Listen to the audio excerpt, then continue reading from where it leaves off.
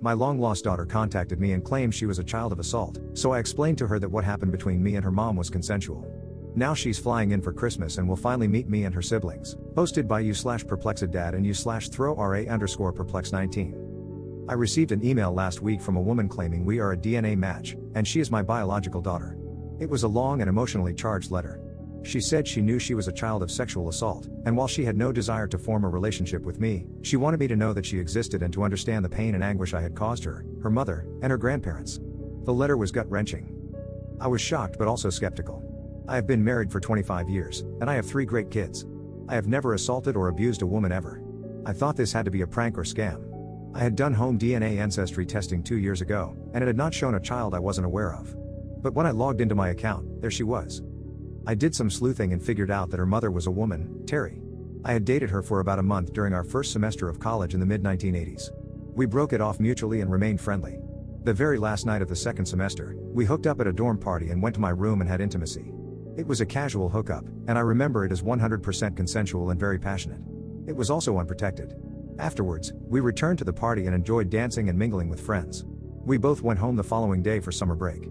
Terry didn't return to college the following year, which I gave very little thought to since we weren't close and hadn't bothered to communicate all summer.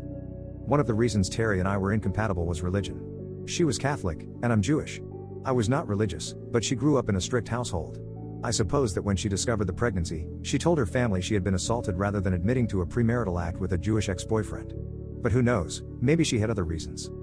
It wrecks me that I have a daughter in her 30s who has been fed lies about her father. I can't imagine growing up thinking I was a product of assault. That has to be so hard psychologically. I am in pain for a child who hates me and I didn't even know existed just a few days ago. I have been debating what to do. I have not written back to my daughter. I badly want to tell her the truth in a way that she can believe. My wife, who has been a rock the last few days, keeps telling me to give this some time and thought. My best friend says I should hire a lawyer. I don't know what to do, and it's eating me up. Update 1. I hired a lawyer. He recommended I respond to my daughter's email to deny the allegation unequivocally. I wrote her a short message and described how and when Terry and I met. I was careful not to attack Terry and to offer sympathy. I explained that our intimacy was consensual. A week went by with no response. 2 days ago, my daughter wrote me and said Terry now claims she was assaulted a month after she and I had intimacy, and that her doctors told her that the baby was born premature 8 months later. She's basically saying her doctors misled her. I find that very hard to believe, but if it's true, it is awful. If not, it gives Terry a way out without exposing her big lie, which may be best for everyone. Yesterday, I spoke to my daughter for the first time. She was crying, and so was I, so it wasn't easy to say much. Before we hung up, I told her that I loved her because she's my flesh and blood, and I hoped we could get to know each other and meet my grandchild. She sobbed so much after that and said she'd been waiting her whole life to hear those words. My wife and I told our kids about a week ago. They are teenagers and took it really well. All 3 are interested in meeting their new sister and niece.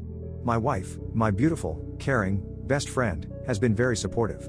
She has offered that we invite my daughter and granddaughter to visit over the Christmas holidays, even suggesting we pay the airfare and offer them our guest room.